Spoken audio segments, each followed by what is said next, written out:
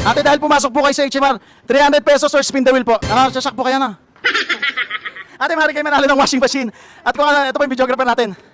Hiningal ako. Ate, 300 pesos or spin the wheel. Ate, sagutin mo muna yung tanong ko. 300 pesos. 300 pesos or spin the wheel. 300 pesos. 300 na lang? Spin the wheel. Okay, spin the wheel. At dahil dyan, ate. Ate, harap ka dito. Para kita ka naman. Yung kagandahan mo. Ate, ano pa natin mo? Spin mo na yan. Maraming salamat HMR. Napagod ako kakatakbo. Ano ba paano na ate? Oy! Nanalo siya ng 500 HMR GC. Ate. Ate na HMR. Hinabol ka. Ate, galing ko mo doon. Nakita kita eh.